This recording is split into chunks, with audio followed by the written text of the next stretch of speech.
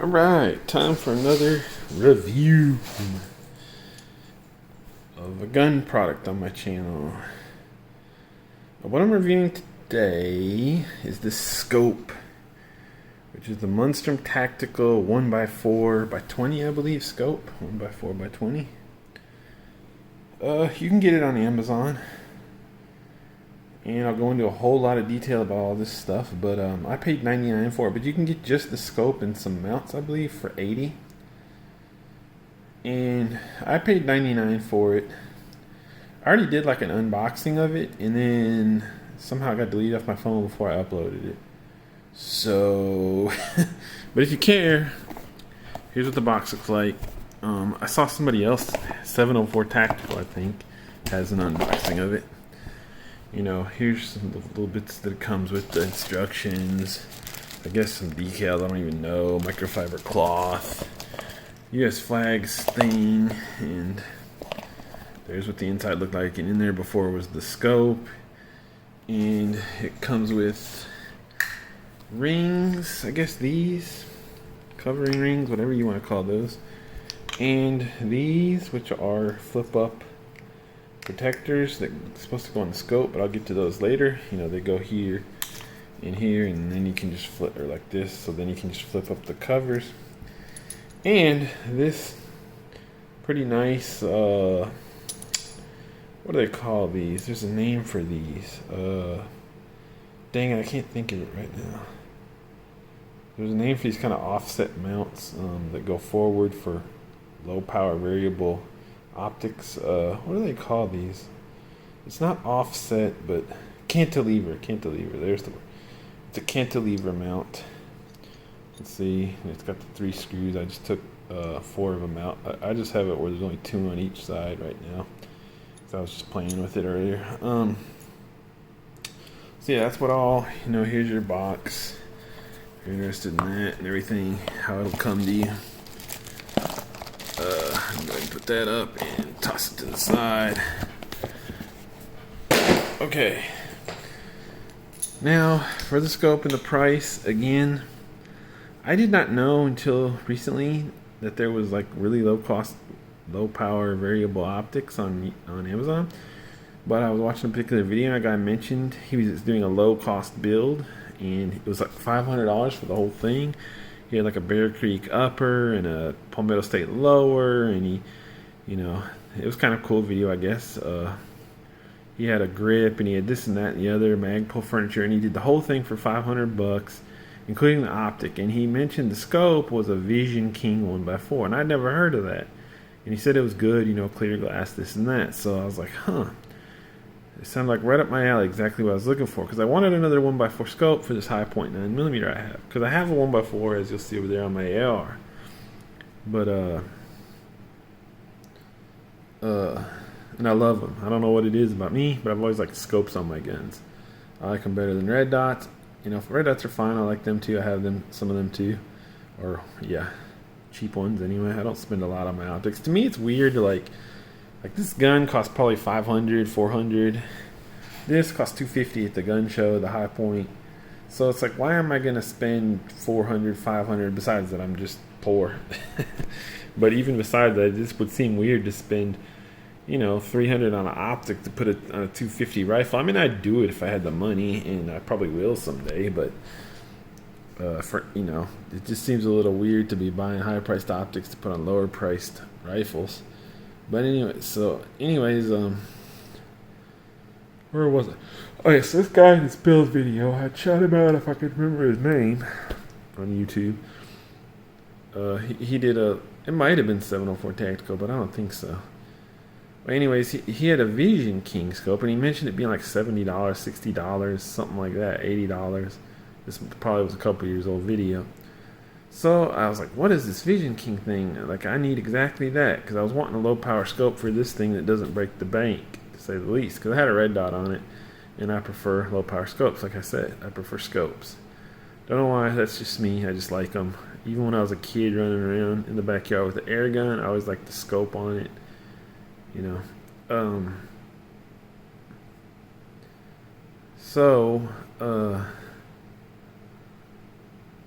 So I was like, oh, and I had been looking to purchase another one, but I was looking to purchase one in like the 129 range, like a Bushnell 1x4, or a something lower cost like that, something similar to my Vortex 1x4 that I have on my AR, or what's the other major brand I was looking at? Oh, excuse me, yawning, I'm sleepy. A Primary Arms 1x4. Those all seem to be like around 129, except the Vortex now. I'll get to that later. But I was looking at all those, but 129 is one thing, and then you got to throw in some mounts too, so you're looking at 150 plus tax. It starts adding up. Whereas this guy was 80 with just a couple cheapo mounts on it, and then it was 100. It was 99 the configuration I bought it in. The reason I bought it in this configuration because I figured I needed a mount anyway, because I didn't have one. An extra one, and it came with this mount, which we'll get to that and why I'm not using it. And it came with these scope covers or lens covers or whatever they're called, and I really wanted those too because I hate always putting these types of scope covers on and off. It's really annoying and just annoying. So I have some red dots with covers like these, and I thought it'd be really good. And I'll get to that too. Turned out I didn't like them. And all for $99, whereas just the basic scope with a couple crappy ring mounts like these, only even crappier looking, was like, if you look at this white powder here, that's just because I had this Loctited on my last build, or on my last scope that these rings came off of, which is the UTG Bug Buster that I also have a review of. That came off the UTG Bug Buster and went on here pretty okay, but I had those Loctited down, so it was like an old Loctite, been on there for a year or two, so when I unscrewed them, a lot of the blue Loctite crap kind of got on there, and it was a powdery form. That's why you see all the like powder there. But anyways, continuing on, where was I? Oh yeah, so I figured it was well worth the extra $20 to get the mount and the covers, right? I really wanted the covers, and the mount, a similar mount to this, was like $13.99 on Amazon by itself. So I'm thinking, okay, if you add the mount, it goes from 80 to 94, and I'm getting these for like $6, and that sounds like a great deal to me. So I bought the $99 version, and I wish I hadn't, because I ended up not using either one of these accessories that come with it. And the reason is this one, for some reason, this is a Weaver rail apparently on my high point, and that means it's like a non-standard rail, and it's weird. So I had to re-educate myself about the difference between Picatinny and Weaver rails. I remember that there was a difference, but I didn't remember which was which and all that. So this is a Weaver rail, which means it's non-standard. It basically means it's a rail, but they can put it to any dimensions they like.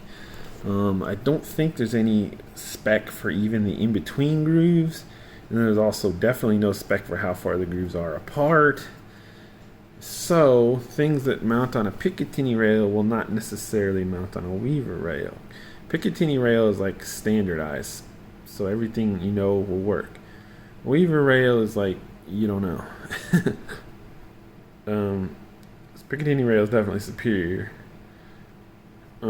So this will not apparently fit on a Weaver rail, and it's weird because the reason it wouldn't fit, or it wouldn't fit on the Weaver rail on this high point, the reason it wouldn't fit, I didn't know all this really, or hadn't thought about it until I did all this, that there's several reasons why a rail may not fit. One is these lugs. See these lugs? They're supposed to go in these things, the grooves. Well, if the grooves are too thin, then the lugs won't fit.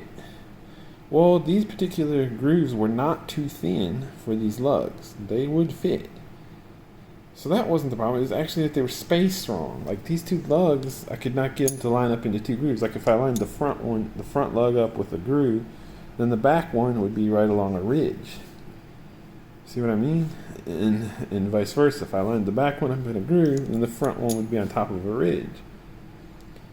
And so it was very annoying. So it wasn't going to work on this mount, which pissed me off. So, like I said, it's not a Picatinny rail. Be careful about that on the high point. By the way, I took my high point iron sight, the rear iron sight off to do all this, which was easy enough. The front's still on there. I'm probably going to take it off as well. Even though these sights are made out of cheap pot metal, I believe. So I'm a little wary of taking them off. Who knows if they'll just shatter or something, but I'll take it off too, and eventually. So yeah, that's what happened with the mount. So that was very annoying, disturbing, whatever you want to call it. So I couldn't use that mount. I had to scramble for something.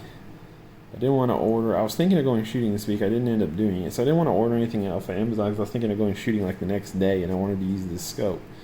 So, Amazon I guess they do have next day delivery, but it was late when I thought about it. And even if I had, you don't know what time in the day it's going to come. It might come late in the afternoon, in which case maybe I wanted to go shooting early in the day, you know what I mean? It just wasn't going to work to order anything. So I wanted to come up with something on my own if possible.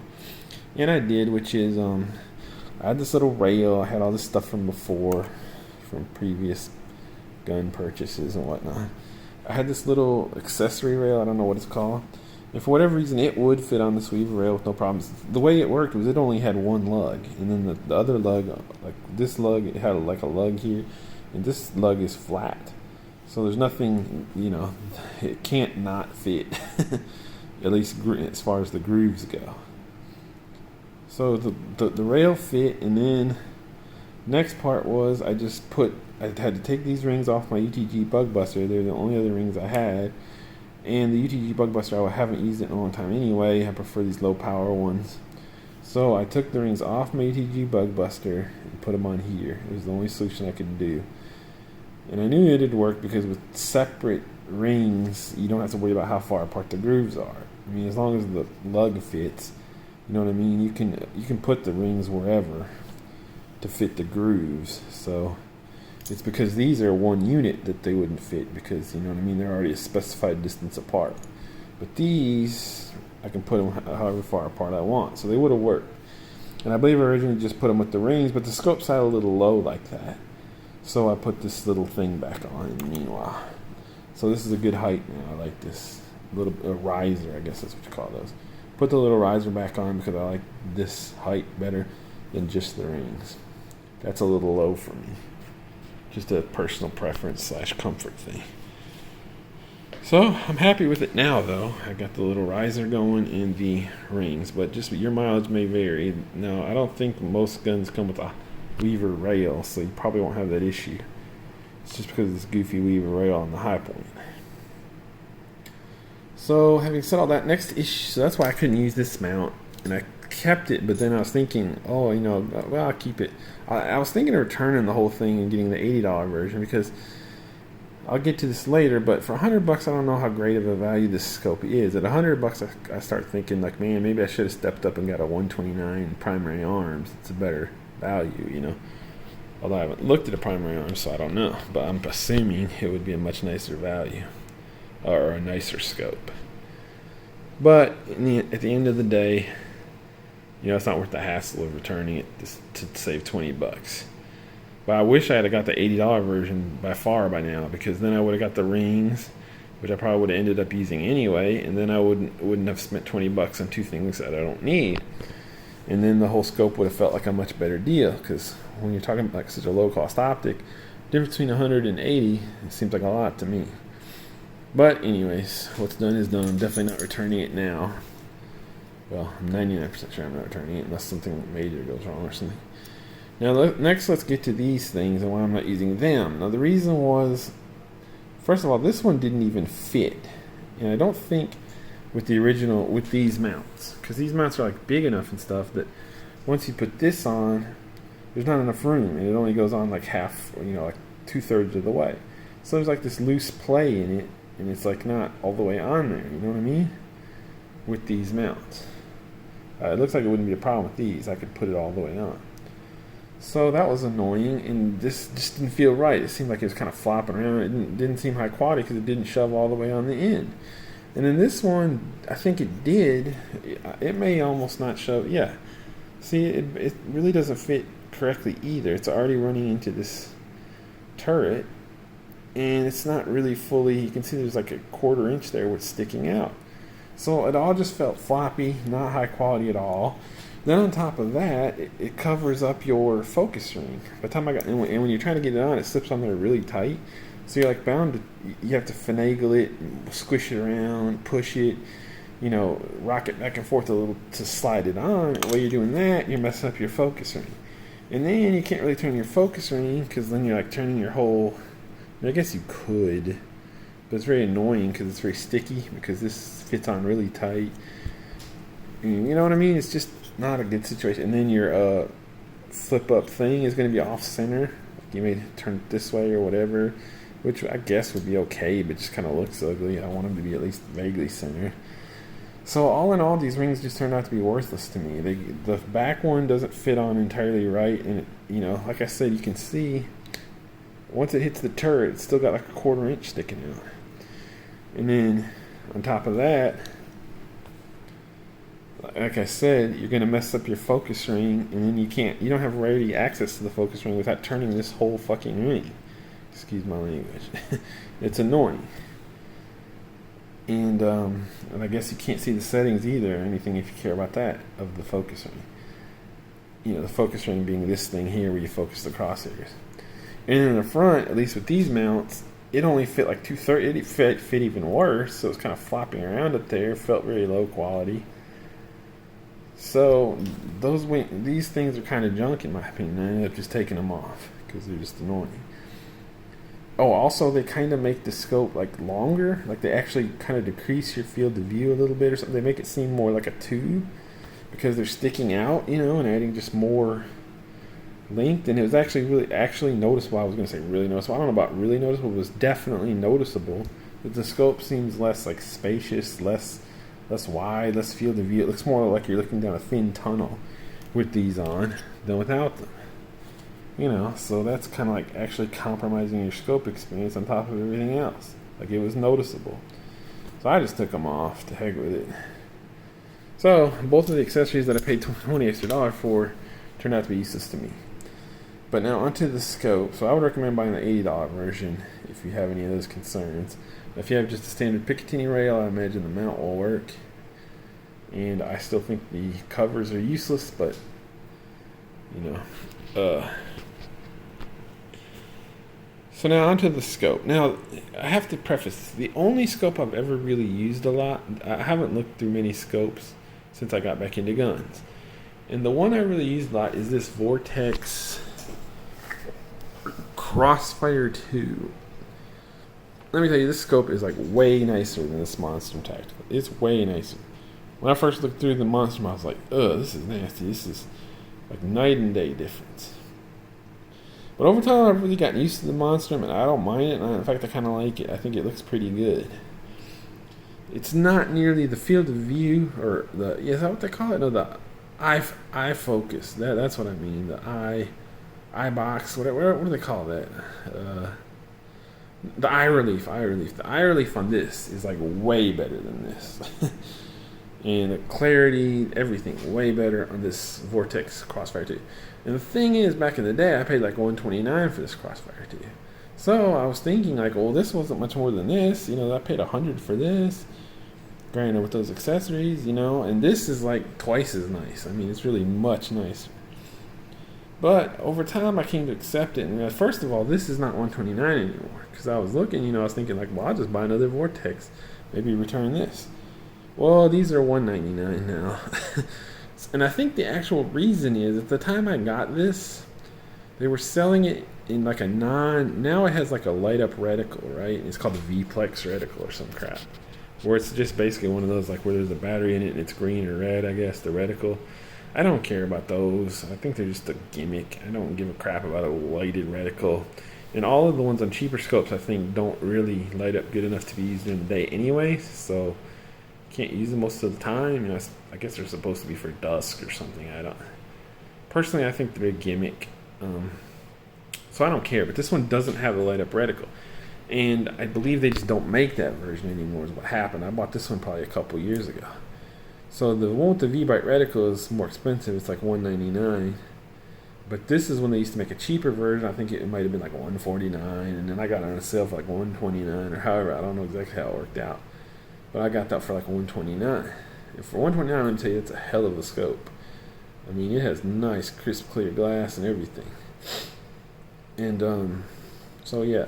Now this one does have the light up reticle, and it lights up green or red. I guess it's sort of cool, but I don't care. And again, on such a cheap scope, I think it's a gimmick. I actually didn't even put the battery in. It has like a watch battery that goes in here to do the light up reticle. It turns green or red. You can see there's the red numbers for when it's red. And I actually didn't even put the battery in to turn on that function for a long time. I mean, I just didn't care. But I did put it in just to look at it after a while. But so I don't care about the V-Bright reticle. So I think that's why I was able to get this Vortex for so cheap. And now it's $199 because it only has the V-Bright reticle version available. And so yeah, so now this is a $200 scope. And this is a $80 scope. And viewed in that light, you can understand why this one's so much better. You can even see how much bigger it is. Like this is much bigger than this. But this one's kind of grown on me. The Monstrum is the thing of it. Like I said, I would have been a lot happier if I paid $80 instead of $100. But I like that it's smaller. Like it fits. Like look at these two guns next to each other. You got a smaller carbine with its smaller scope, and you got a bigger AR with its bigger scope. You know what I mean? It just sort of thematically fits nicely. This one has a lot less eye relief, but it's still doable. It's still nice, you know, or doable enough. You get used to it, and I started liking it. I mean, it's definitely not nearly as much eye relief as this one, but especially at 4x, the higher you turn the power, the less the eye relief is. But long story short, this one is acceptable quality. I think this Monstrum. You know, I don't know what else to say about it. I like it. The app, you know, this is like a 20mm tube, and this is a 24, so you know this one's better also in that respect. And now here's the thing: I haven't looked at any Bushnell 1x4 or Primary Arms 1x4, so I can't say how they compare. But I think this Vortex is really much nicer than those, because I saw somebody complain in interviews about the Primary Arms that the eye box is very touchy, this and that, which is kind of similar to this scope in my opinion. So I'm guessing the Primary Arms is closer to this than it is to this.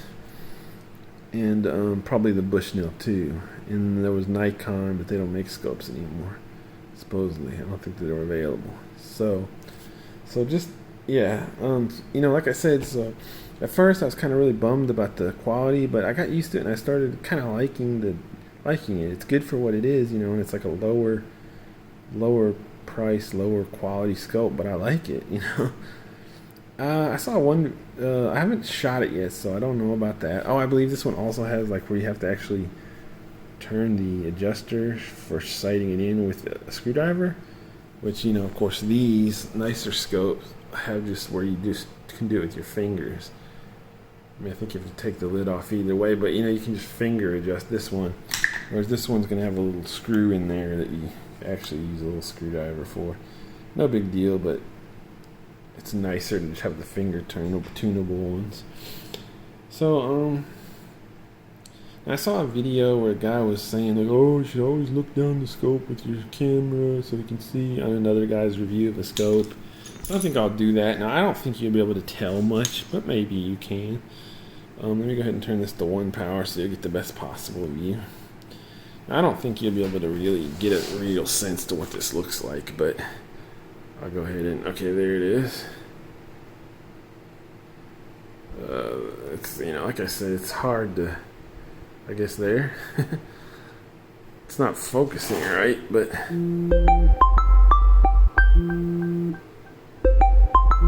there.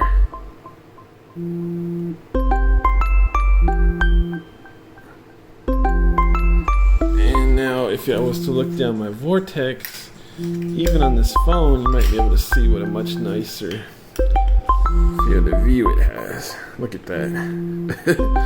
Even on my phone, I think you can really see the difference. But that said, as I said, I still really, or it's not field of view, it's eye relief. But even that said, I grew to like this thing, and for the price, I think it's good. You know, the eye box is not as bad nearly as this phone is making it out to me. I can't get it straight. But anyway, so yeah. There we go. It won't focus on the crosshairs for some reason, but maybe because it's not pointed far enough away. But anyways, So yeah, like I said, looking in down the camera looked pretty bad, but it's honestly not that bad. And for $80, I think it's worth it. Now, like, having said that, I haven't bought any of the 129 scopes that are like the primary arms. Still, those are significantly more than this if you get it for 80. Like I said, unfortunately, I paid 99. The primary arms and the Nikon scopes are the ones I'd want to look at for something a little. So I can't speak to those, but I like the scope. I'm keeping it. If nothing else, I figure I'll find something to throw it on. If I don't, I mean, for now, it's definitely leaving on the high point because I don't have anything else in a low power scope. But if I ever get something nicer for the high point or whatever I may do, I figure it can go on my air rifle. I only have 3 rifles. Like, these are the only 2 rifles, and I have an air rifle, which I don't even count because.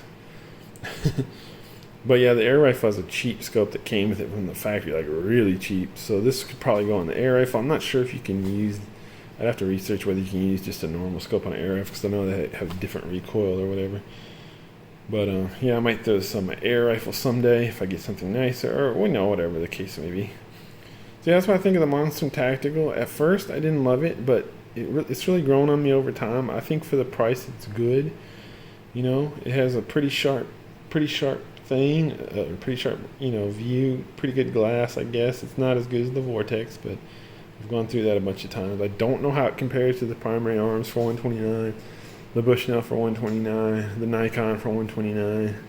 So I really just can't speak about that. But maybe those are, if they're significantly better, then it's probably worth spending the extra $50 on them. But I don't know because I don't have any of them. But I think this is a decent scope. I like it. I haven't found any manufacturing flaws or anything. Like it's not like there's a big gash in the glass or anything like that. It looks good. It's small, like I said. I really like that aspect of it, which does speak a little bit to the lower quality. But it fits this gun. I also think it fits this gun good because it's cheaper, and I don't know. It just fits to me to put cheaper stuff on cheaper guns. All this whole package was like $250 for the gun, $100 for the scope, $350 for this whole package. And if you got the scope at normal price, it'd be $330. So that's cool. And it works, and I like it. So that's my my kind of beginning review. I still haven't shot it, but I'm sure it should be fine. I've put on my rifle and looked down at it a lot, and and people always ask, "Oh, does it hold 0?" I've never had a scope not hold 0, so I don't know what those people are always talking. First thing you read in every scope review is, "Oh, it seems to hold 0. Oh, it holds 0." Well, duh. I mean, I've never had a scope not hold 0, but whatever. I guess that's a thing I've learned from reading on the internet, so I guess I have to make sure it holds 0 now. But I'm sure it will because they always do. Anyways, so that's all I got on the scope. I like it. If you're looking for something cheap, it's not as nice as the Vortex for sure, the Vortex Crossfire 2. But it's a good scope, I think, for $80. Be better if you could even get it for 60 or 70. But yeah, it's a decent scope.